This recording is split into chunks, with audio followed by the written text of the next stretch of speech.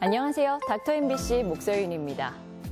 모발 이식을 했다는 사람들은 주변에 점점 늘어나는데 막상 자세한 걸 물어보자니 그동안 숨겨왔던 나의 탈모 문제가 낱낱이 드러날 게 부끄러워서 망설이는 분들 계시는데요.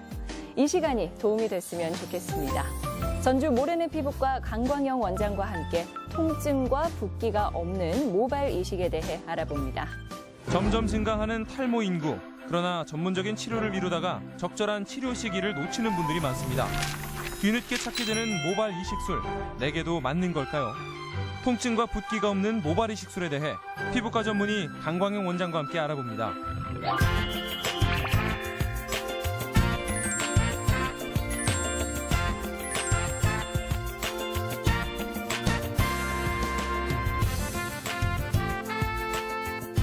안녕하세요. 안녕하십니까. 네. 보통 모발 이식은 어떤 분들이 받나요? 예, 일반적으로 이제 탈모가 있는 분들이 수술적인 방법으로 모발 이식을 하게 됩니다. 탈모가 있을 때 다양한 방법으로 접근하는데 가장 쉬운 방법은 먹는 약이나 바르는 약을 하게 됩니다. 그래서 조금 더 나은 효과를 내기 위해서 수술적인 방법을 택하게 되는데 이때 이제 그 먹는 약과 바른 약과 더불어 수술적인 방법을 시행했을 때 상승 효과가 있게 됩니다. 예.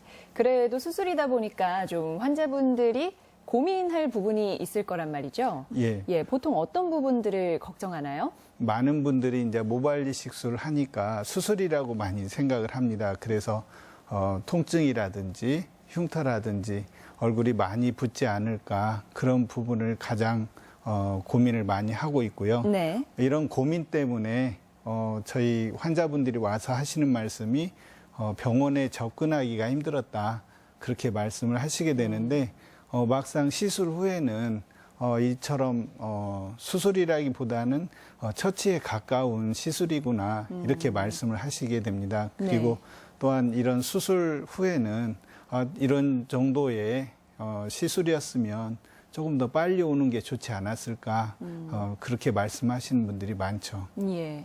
이 외에 또 모발 이식술을 받은 후에 보이는 반응은 없나요? 예, 시술 직후에는 환자분들이 굉장히 그 전에는 어렵게만 생각했는데 앞서 말씀드린 대로 굉장히 그 과정이 쉬웠기 때문에 좀 더 빨리 했으면 하는 그런 생각을 하고 괜한 걱정을 많이 했다. 그런 표현을 많이 해주십니다. 네, 수술 후에 통증과 붓기의 정도는 어느 정도인가요? 예, 처음에는 저희가 수술을 할 때 의사 입장에서 많이 시술을 했습니다. 그래서 통증이라든지 붓기라든지 또는 환자분들의 일상생활 자체에 복귀하는 것에 대해서 이제 의사 입장에서 시술을 잘하는 것이 중요한 그런 개념으로 접근을 했었는데 최근에는 이제 환자 입장에서 이런 수술을 접근하고 있습니다. 그래서 통증을 적게 하고 또한 그 후에 생기는 붓기라든지 또 환자분들이 수술 후에 바로 일상생활에 복귀할 수 있도록 하기 위해서 진통제를 드시게 하거나 또는 이제 시술 직후에 진통제 주사를 놓음으로써 통증을 완화시켜주고요. 또한 저희가 그 처치하는 것 와중에 이런 그 수술 후에 붓기가 적도록 하기 위해서 약을 처방하기도 하고 또는 시술할 때 그런 붓기가 적게 생기도록 하는 처치를 하고 있습니다. 환자의 입장에서 그러니까 붓기와 통증을 낮춘 게 이제 모발 이식술이라는 건가요? 예, 이제 모발 이식술은 이제 여러 가지 다양한 방법으로 접근하게 되는데 채취하는 방법에 있어서 비절개와 또는 절개 이렇게 나눌 수가 있게 됩니다. 그래서 채취하는 방법은 환자의 그 채취 후에 흉터가 적게 생기도록 하기 위해서 하는 방법입니다. 그래서 비절개라는 것은 모낭 단위로 하나씩 뽑아서 하는 시술을 말하는 거고요. 네. 절개법이라는 것은 마치 잔디에 떼장을 떼듯이 두피를 떼내는 그런 방법이라고 할 수가 있게 되는데, 앞서 말씀드린 비절개는 조금 더 흉터가 적게 생기게 되고요. 네. 절개 방법은 마치 이제 일자로 두피에 흉터가 남게 됩니다. 이제 절개 방법 중에 오늘 말씀드리고자 하는 것은 단순 절개의 모발 이식을 말씀드리고자 하는데, 네. 이러한 방법은 두피 자체를 마치 조직 검사하듯이 떼게 됩니다. 그래서 적은 크기에 또 적절한 양을 채취하게 되는데, 이렇게 하게 되면 통증과 흉터가 적게 생기게 되는 거죠. 예. 비절개 모발 이식술과 그리고 단순 모발 이식술에 대해서 설명을 해주셨고, 예. 이제 비절개 모발 이식은 흉터가 적게 남는다고 또 이야기해 주셨잖아요. 예. 그러면은 이번에는 각 시술 방법의 장점에 대해서 이야기해 주시겠어요? 예. 절개법과 비절개법 이렇게 나눌 수가 있습니다. 네. 앞서 말씀드린 대로 비절개법은 절개법이 조금 더 흉터가 남고 조금 더 넓은 부위를 떼기 때문에 통증이 조금 하루 정도 지속되게 되는데, 네. 이에 반해서 비절개 방법은 흉터가 적게 남고 통증이 없는 것이 장점이라고 할 수가 있고요. 절개 방법은 비절개에 비해서 조금 더 많은 수의 모발을 얻을 수가 있습니다. 그리고 비절개 방법은 저희가 머리를 바짝 잘라야 되기 때문에 수술 후에 조금 표시나는 것이 단점이라고 할 수가 있죠. 예. 그럼 각 시술을 받은 환자의 반응은 어떤가요? 그러니까 만족도는 어떤가요? 예, 사람마다 조금 틀린 걸 볼 수가 있습니다. 어떤 분들은 이제 수술을 비절개로 해줘라 이렇게 말씀하시는 분이 있고요. 네. 왜냐하면 통증이라든지 이러한 흉터가 길게 남는 것을 원치 않는 사람에서는 이러한 비절개 방법을 원하게 되고요. 또 절개 방법을 또 원하는 사람도 있습니다. 절개 방법이 조금 더 장점인 것은 절개 방법의 장점으로는 조금 더 많은 수의 모발을 얻을 수 있다는 것이 장점이고요. 예. 그래서 이제 면적이 넓은 탈모 부위가 큰 사람에서는 오히려 절개 방법을 원하는 경우가 많습니다. 또한 이제 비절개에서는 머리를 잘라야 되는 그런 그 단점이 있는 반면에 절개법은 떼어낸 부위만 채취하고 난 뒤에는 이 부위가 머리로 가려지기 때문에 네. 오히려 표시가 덜 난다는 것도 장점일 수가 있습니다. 예. 모발 이식을 고려하는 분들께 한 말씀 부탁드릴게요. 예, 모발 이식이 최근에는 많이 보편화됐습니다. 또한 이 모발 이식의 장점이라고 할 수 있는 것은 다른 치료에 비해서 효과가 빨리 나타나고 또한 영구적인 부분이 장점이라고 할 수 있습니다. 그래서 이러한 그 모발 이식이 기존의 방법에 비해서 조금 더 장점을 갖지만 기존의 방법과 더불어서 시행하게 되면 서로 상승 효과가 있게 됩니다. 따라서 탈모가 있을 때 다양한 방법으로 접근할 수 있기 때문에 가까운 병원을 찾으셔서 조기에 치료를 받으시는 것이 탈모에서 쉽게 벗어날 수 있는 방법이라고 생각을 합니다. 네, 피부과 전문의 강광영 원장과 함께 통증과 부기가 없는 모발 이식술에 대해 알아봤습니다. 고맙습니다, 원장님. 감사합니다.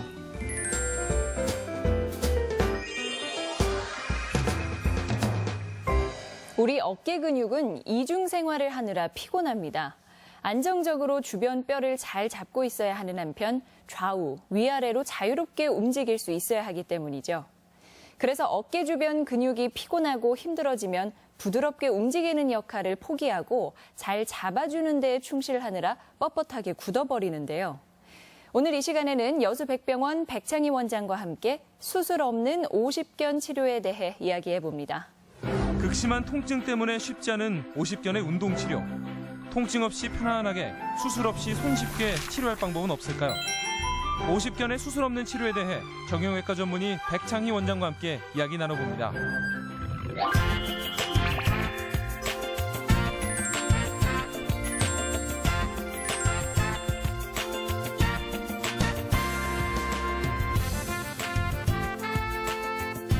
안녕하세요, 원장님.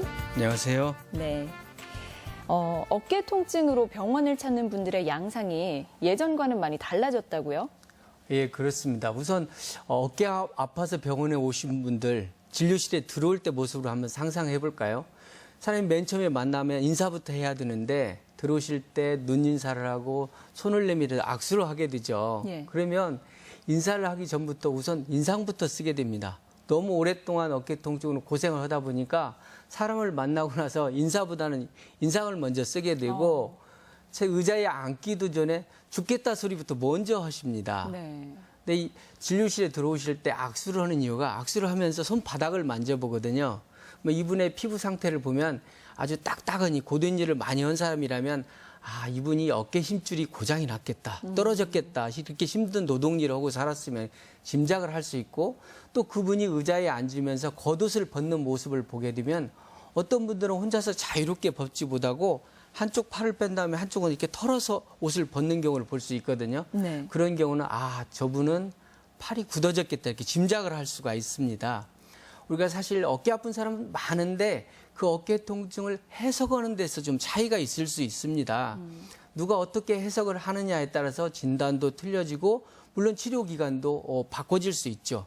우리가 예전에는 너무 아파서만 병원에 왔지, 어깨가 아파서만 병원에 왔지만 요즘은 검색 시대 아닙니까? 네. 검색을 통해서 인터넷 검색을 통해서 자기가 아픈 증세를 치고 자기 진단명을 찾아내고 치료할 병원들을 찾아내서 오시는 경우를 참 많이 보게 됩니다. 네. 요즘 뭐 50, 60대가 어깨가 아파서 오면 그 어깨를 앞으로 3, 40년을 더 써야 되니까 네. 어깨가 좀 이상하다면 통증만 신문지로 덮을 것이 아니라 정신 바짝 차리고 원인을 찾아서 제대로 치료를 해야 되겠죠. 예. 그리고 오늘의 주제가 50견인데요.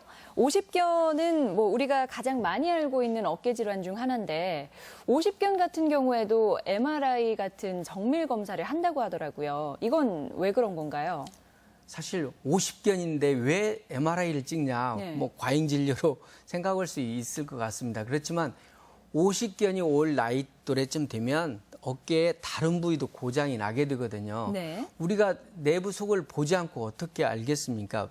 처음에 환자분이 오셔서는 아, 내가 팔을 뒤로 전혀 못 돌리겠다 이렇게 말씀을 하시거든요.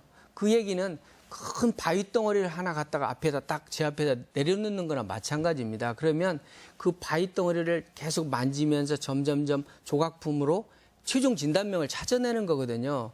그 얘기를 들으면 팔을 전혀 뒤로 못 돌리겠다 하면 머릿속에서는 아, 저분이 어깨 앞쪽에 염증이 있어서 뒤로 못 돌리는구나 이렇게 짐작을 할 수 있습니다. 네. 그다음에 이분을 얘기를 듣고 나서 다음에 제가 만져보게 되잖아요. 네. 만질 때 조금 진단의 윤곽이 좀 드러나게 됩니다. 가령 옷을 입을 때 옷을 입고 벗을 때 불편하면 아, 저분이 어깨가 굳어졌구나 알 수 있겠고 또 팔을 이렇게 눌러봐서 힘이 떨어지면 아, 힘줄이 문제가 있는지 또 돌려봐서 어깨 속이 닿지는 않는지 이렇게 찾게 되면 진단명이 좀 더 윤곽이 더 드러나겠죠. 네. 이제 마지막으로는 우리가 어깨 속을 열어서 볼 수 없기 때문에 찍어서 그림자를 해석을 해야 정확한 진단명을 찾아내게 됩니다. 우리가 엑스레이는 그 어깨의 뼈 그림자고 MRI는 어깨의 살 그림자인데 그 엑스레이를 보면서 뼈 모양을 보고 아, 이분은 앞으로도 계속 이 어깨 때문에 고생을 할 수 있겠구나 하고 짐작도 할 수가 있습니다. 예. 물론 MRI를 찍게 되면 힘줄, 인대, 뭐 관절 와순, 심지어는 염증의 그림자까지 찾아내기 때문에 우리가 치료 연장을 선택하는데 아주 쉽습니다. 뭐 너무나 깨끗해. 힘줄도 깨끗하고 연골이나 인대도 너무 깨끗해요. 그러면 아, 이분의 어깨는 큰일 난 것이 아니구나. 염증 때문에 이렇게 고생을 하고 사시는구나. 단순한 염증 같으면 사실 수술 없이 시술로 네. 한 3일 정도 되면 마음 놓고 집에 가서 쓸 수 있을 정도의 해결이 가능합니다. 50견으로 진단을 받고 나면 운동을 하면 좋아진다고 하던데요. 어느 정도의 운동을 하는 게 좋죠? 사실 뭐 오십견이 오고 아파 죽겠는데 네. 일상생활도 안 되는데 운동으로 그걸 나서려면 굉장히 힘들죠.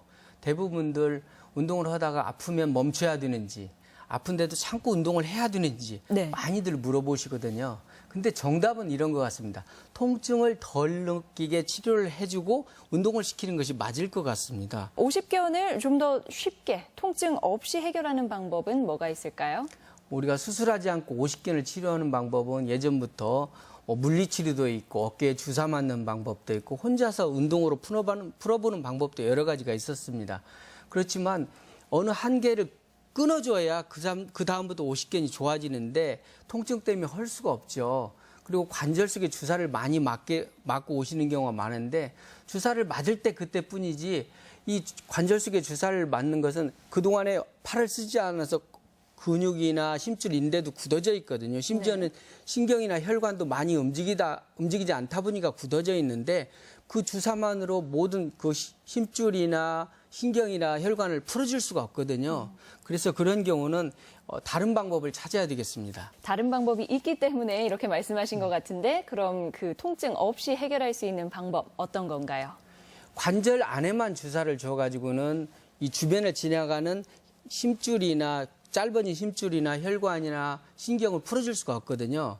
그래서 보다시피 목에서 어깨로 내려가는 신경 근처에 잠시 주사를 줘서 통증을 못 느끼게 해줍니다. 네. 그러면 어깨 주변의 근육도 충분히 이완이 되고 풀어지게 되죠.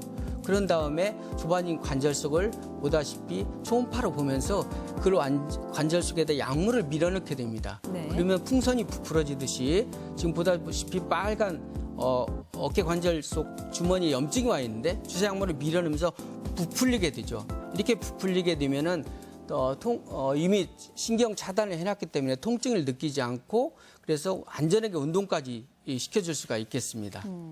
사실 병원 가는 게 좀 겁나는 이유 중 하나가 많이 아플까 봐잖아요. 통증이 좀 적은 운동 어떤 게 있을까요? 예, 지금 자료화면에서 보고 계신데 이분은 제가 어깨 운동을 시키고 있는데도 전혀 아파하지 않습니다. 네. 이 이유는 이미 어깨 관절 주변으로 지나가는 신경을 잠시 동안 재워놓은 겁니다.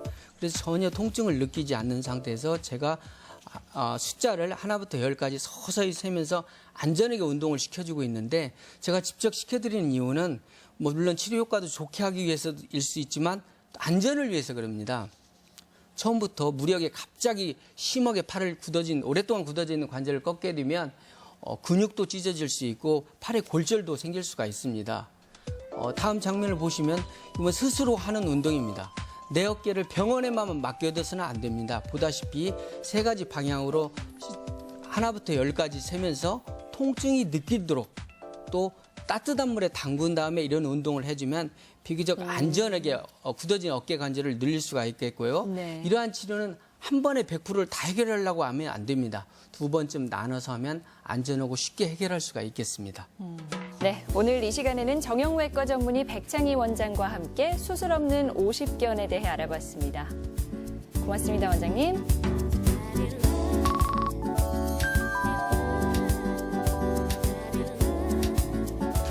환절기에 감기 증상으로 병원 찾는 분들 많으시죠? 그런데 증상은 감기와 비슷하지만 원인은 전혀 다른 질환이어서 정확한 진단과 구별이 필요한 경우가 있습니다. 이맘때 잔디와 나무가 많은 곳으로 등산이나 나들이를 갔다 온 후 발열과 오한, 근육통, 기침, 목 통증 같은 게 생긴다면 쯔쯔가무시병도 의심해 봐야 합니다. 또 하나는 기침도 콧물도 없이 으슬으슬 춥고 몸이 욱신거리는 몸살 증세가 있을 건데요. 이게 뇌경색의 전조 증상에 해당할 수도 있다고 하네요. 특히 당뇨, 동맥경화 등 만성질환을 앓고 있는 분이라면 전문 병원을 찾아서 정확한 진단 받아보시기 바랍니다. 저는 다음 주에 다시 인사드리겠습니다. 고맙습니다.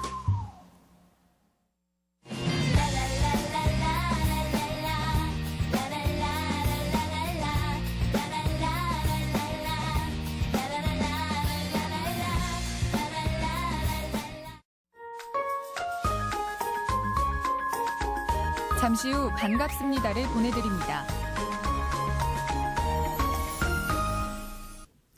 안녕하세요. 안녕하세요. 강부자. 전미선입니다. 다 엄마 냄새가 좋아야. 12월이면 문화 행사에도 참여하고 싶고 가족끼리 좋은 연인끼리 좋은 친구끼리 나들이도 좀 하고 싶으시죠. 그렇죠? 이럴 때 친정엄마와 2박 3일을 보러 오시면